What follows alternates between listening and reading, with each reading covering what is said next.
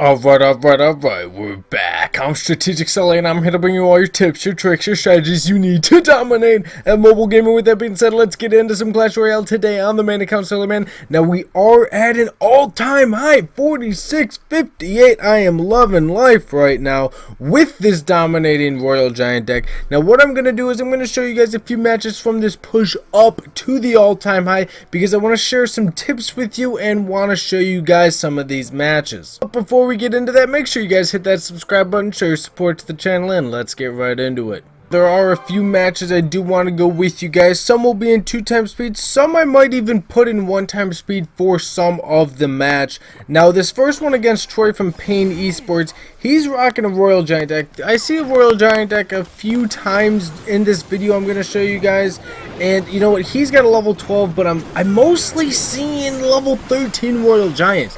I mean, I'm going against more players that have at least one max level card than not going against them. Now, that's how you play your opponent really well. That zap, I'm always ready for that skeleton army with that zap.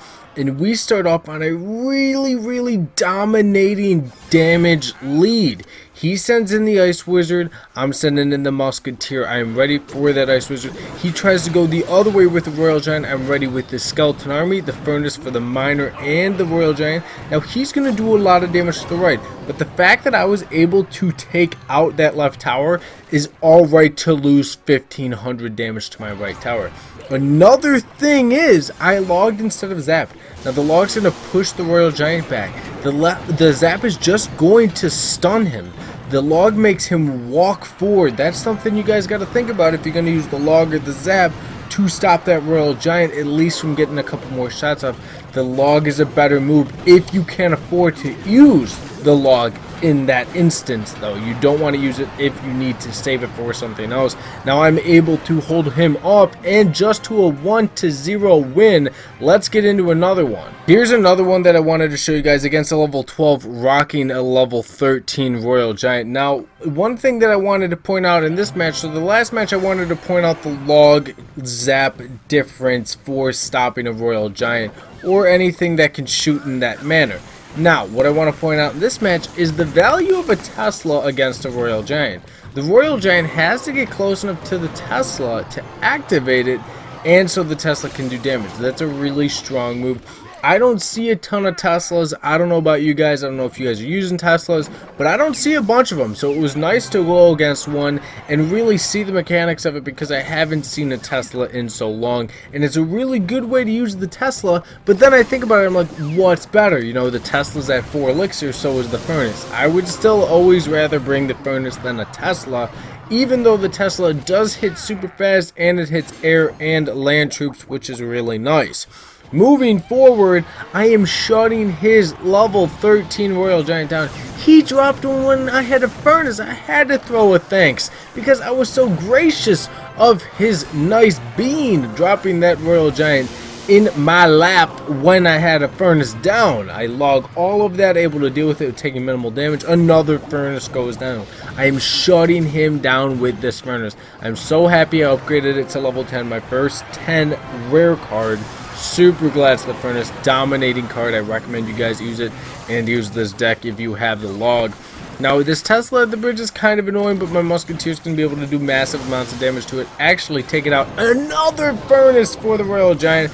Absolutely killer. Let's get into another match. In the spirit of going against max level cards, we're going to get into one against a level 11 player now. Now, he's got, I believe, a level 3 princess. Yes, level 3 princess, and I believe his log is level 3 too. So Ice Wizard's level 2.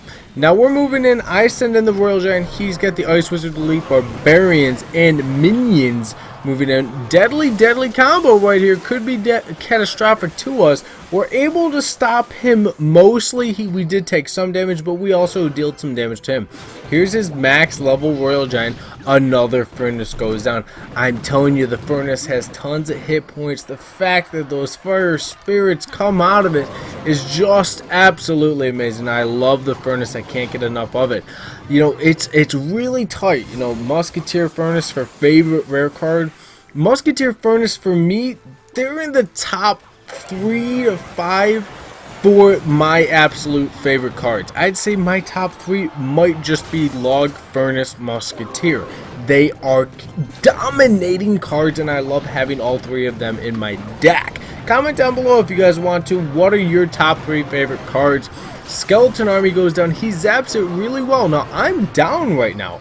He is up. We're going to send in the Musketeer right there, but she's got no health. Now we send in a fresh one. We got the Furnace down for the Royal Giant, the Skeleton Army to deal massive amounts of damage. He's up 932 on his left. I got 376 on my left. We're able to take it down with the Royal Giant. Let's get into another one. This one's a fun one. He's got the Bowler, he's got the Graveyard, he's got the Electro Wizard. Very dominating card. If you guys haven't yet, go check out yesterday's video. I show off the Electro Wizard a lot. Super strong card. Might even be a glitch with it against the Bowler, so go check out that video after this one if you have not. Royal Giant's doing good damage to the tower, but the Knight Mega Minion could be damaging to ours, so we zap it to get rid of the Knight. Make sure that Mega Minion does not get tanked for too long. He's got a level 6 Bowler, which is pretty high level. I'm mostly seen level 6 epics where I am. The occasional 7, I've seen a level 8 epic probably 3 times. Now we're going against the Inferno Tower. It's going to absolutely destroy my Royal Giant, but we still get one shot off, which is always really needed.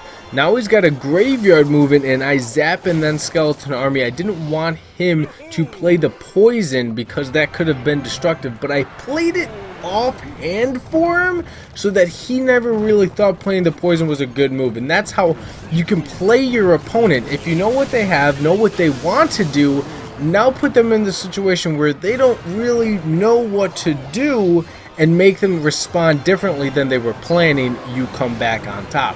Now he drops that Graveyard Poison, very destructive, but my Royal Giant's able to leave it with 4 hit points left. But as the clock ticks down, we drop the lightning. Let's get into another one. Alright, this is one that I really wanted to show you guys due to the fact that this is a really cool and fun deck that he was rocking. I had a lot of fun in this match, and Como's a really respectable player. You don't find a lot of really respectable players, not that much in Clash Royale. You're seeing a lot of taunting, a lot of BMing. It's not always the best for the match. You know, it's refreshing to know that there's somebody out there playing with respect for their opponents. I mean, even if I would have lost this match, I would have showed it to you guys because I just enjoyed playing him so much. It was a great time because the mutual respect between each other, and we were just complimenting each other's good moves, and it was just a really fun time. Now, you don't see this a lot, but Como at the end does something that was really smart. And you know what? I would have done the same thing, but unfortunately it didn't pay out for him. Because I knew that's what he wanted to do, I was able to respond to it really well. Now, that was a great tornado. He's going to drop the balloon and the lava hound. My Musketeer locks onto the lava hound, not the balloon. He just brought himself very much back into the match. Now we've both taken a tower. We both say good luck. That's great. I drop the Royal Giant in the corner with the Skeleton Army. He plays a perfect tornado. I throw the thumbs up. Pissed me off, but it was a great move. Now he drops the balloon. I'm going to lightning this because I cannot afford a balloon bombshell dropped on my tower. Now he drops that tornado, expecting my Royal Giant, but I was able to play it in the corner after he played it because that's what I was predicting. Now let me show you guys the match you came here to see. Alright, I gotta pause this before we get too deep into the match. Now, I'm one to always say, respond to the pump. But in this instance, due to the circumstances, you don't respond to it. I'm going to show you why. First off, he's a level 12 player. So he's coming in with an advantage due to his arena towers damage they're doing, and he's got about an extra 300 hit points on his tower.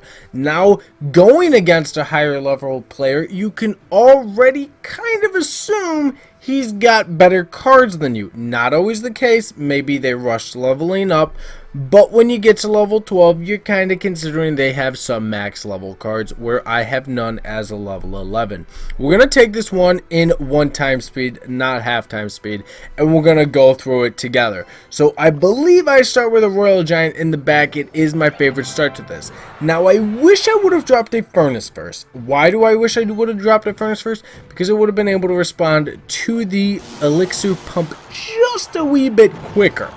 Now that would have really thrown him off getting it dropped immediately, but what he's going to do here next, which you guys can obviously, he has it keyed up, but I could not see that, he drops level 10 Three Musketeers.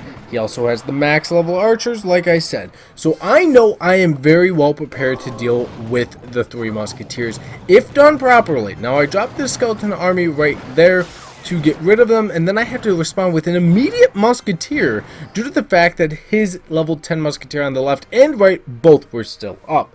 I throw well played, okay? That was a good play by him. But now I have to realize I have the lightning. Fantastic counter to the Three Musketeer. Also, fantastic counter to the pump. Which one do I choose? I drop a furnace right here. Watch what I do next. I lightning that pump. Why? There's a minute 40 left in regular game time. Alright? You have to get rid of a pump at that instance, because if he has a pump going into double elixir, no matter how good of a player you are, you're gonna be feeling the pressure from the dominating elixir lead that he has. Now he lightnings my furnace. Now I know I'm really set back, because I don't have a furnace. I don't have a defense that's keeping the pressure on him. He logs my skeleton army. He's playing this really well. Better yet, 1471 on my right, 1946 on my left. Both of his towers are still in the 2400s plus, so he's got a significant lead on me. Now he drops a pump, 60 seconds left in the match. You do not need to respond to the pump with less than 60 seconds left in the match, because it will not produce him elixir value bonus unless there's more than 60 seconds. So I do not respond to that pump. And you know what happens? You guys already know what happens, but I'm not going to spoil it for you. Three Musketeers get lightning, one survives. So I need to deal with this one now. I dropped my own level 9 Musketeer, and that pump is still pumping up. But if I take his tower out before overtime hits, it will have paid off, and I would have made the right decision not using the lightning for the pump, but for the Three Musketeers after he dropped him. Now he doesn't know when to drop the Three Musketeers. Now he drops them. I got the furnace down already. I got the lightning keyed back up. Boom, boom, boom. They go down, incinerated.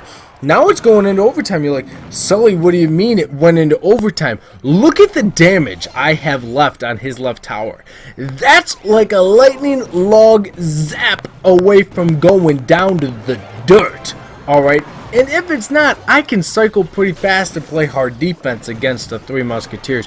Better yet, my Royal Giant is an unstoppable beast and takes it for himself. That's how you play the pump. That's how you know your opponent. I had to share this with you guys. I'm glad I had the chance to show you guys all those matches. I hope you go back and, really learn the tips that I tried to give you from each one of those matches. I did get to an all-time high 46.58. That is where I'm at with this deck. I've been using this deck for a long time now. I've been highly suggesting you guys use it.